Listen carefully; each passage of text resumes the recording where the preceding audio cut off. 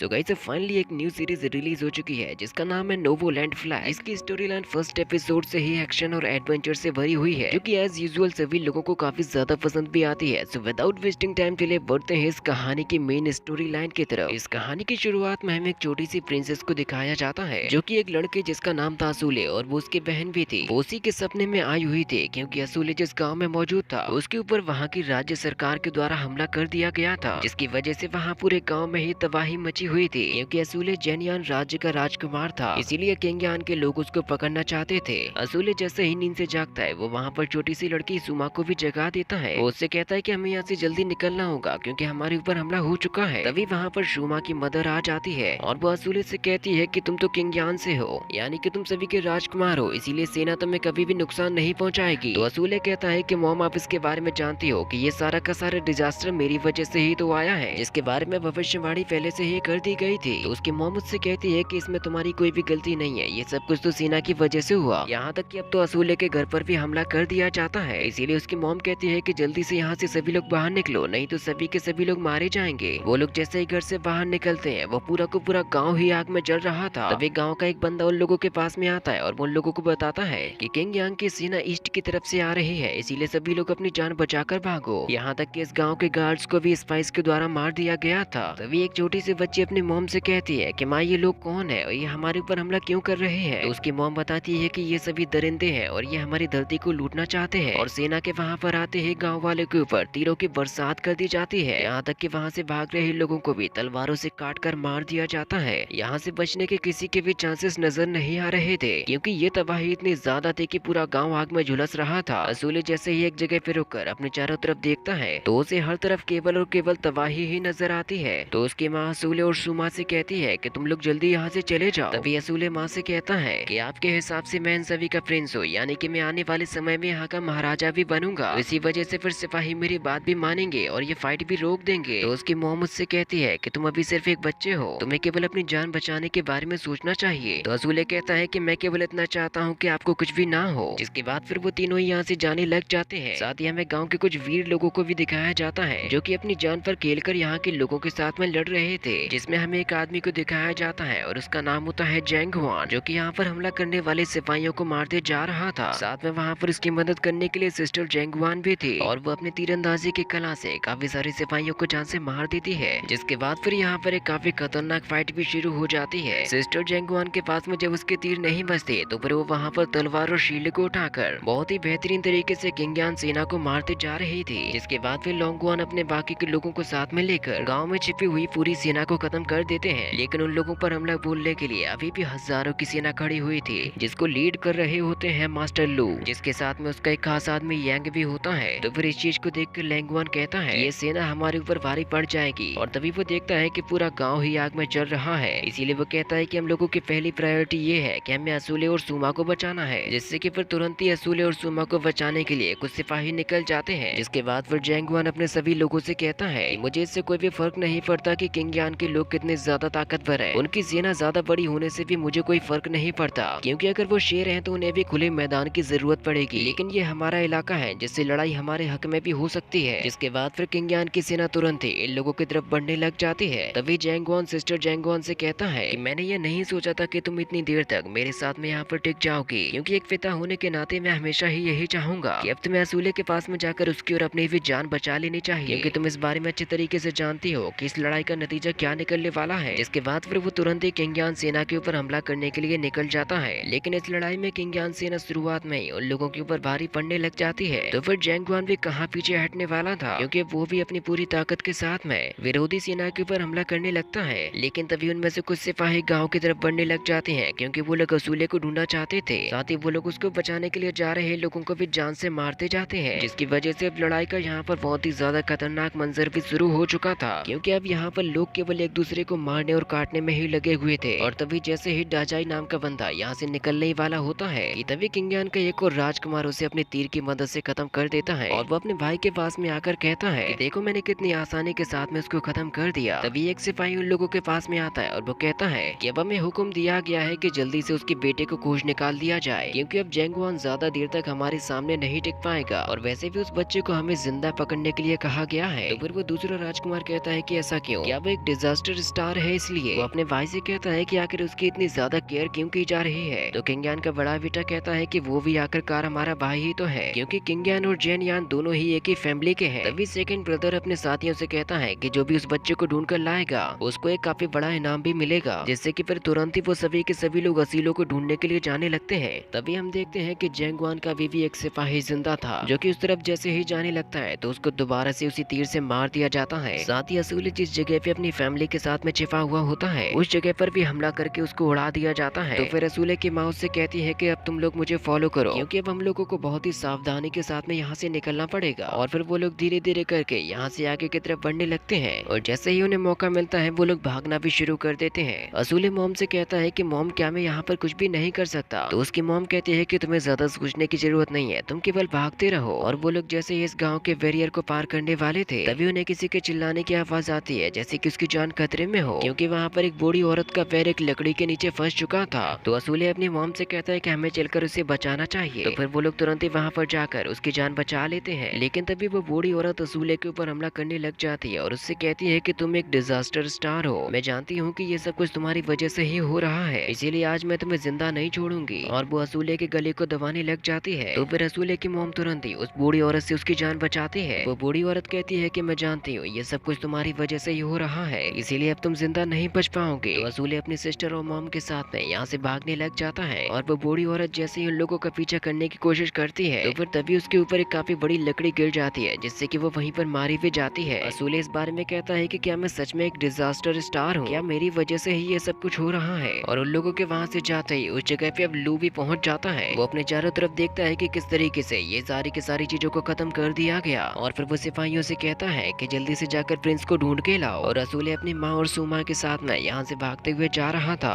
वो लोग अपनी जान बचाने के लिए एक जगह पे छिप जाते हैं, लेकिन तभी उन लोगों को पता लगता है कि इस तरफ कोई दबे पैर चले आ रहा है। और वो लोग जैसे ही उसको देखते हैं वो तो असल में होते हैं जनरल गैलर, और वो उन लोगों से कहते हैं कि मास्टर जेंगवान ने मुझसे कहा था कि किसी भी हालत में तुम सभी की जान बचनी चाहिए। साथ ही वो छोटी प्रिंसेस सुमा से भी कहता है कि तुम्हारे पिता तुमसे कुछ कहना चाहते थे, और वो ये है कि तुम्हें खुद को स्ट्रॉन्ग बनाना पड़ेगा, क्योंकि अब ये जगह खतरे से खाली नहीं है, इसीलिए अब तुम लोग यहाँ से चले जाओ। और फिर उसी वक्त जनरल गैलन के फीट में कोई छुरा घोप कर उनको मार देता है, जो कि असल में किंग यान के सिपाही था। और वो असूले से कहता है कि मैं तुम्हें कब से ढूंढते फिर रहा हूँ, अब तो इनाम मुझे ही मिलेगा। जिसके बाद फिर वो जैसे ही असूले को पकड़ने के लिए जाता है तो फिर उसकी माँ उस सिपाही के साथ में फाइट करने लग जाती है। और ये सब कुछ देखकर शूमा को बहुत ही ज्यादा डर लग रहा था, और तभी पीछे से जनरल गैलन उस सिपाही को पकड़कर उससे लड़ने लग जाते हैं, लेकिन वो यहाँ पर बहुत ही ज्यादा दरिंदगी के साथ में जनरल को छुरा घोप घोप कर जान से मार देता है। तो फिर तभी पीछे से असूले की माँ जाकर उस सिपाही को भी जान से मार देती है, जिसके बाद फिर असूले शूमा और अपनी माँ को लेकर यहाँ से जान बचाकर भागने लग जाता है। लेकिन अब उसकी माँ की हालत बहुत ही ज्यादा खराब हो चुकी थी। साथ ही अब उसे मारने के लिए वहाँ पर और भी ज्यादा सिपाही आ जाते हैं, और इसी के साथ में ये पार्ट भी यहीं पर खत्म हो जाता है। अगर आप लोग इस अमेजिंग सीरीज का नेक्स्ट पार्ट देखना चाहते हो तो मुझे जल्दी से कमेंट में बताओ, जो कि थोड़ी ही देर में आ भी जाएगा।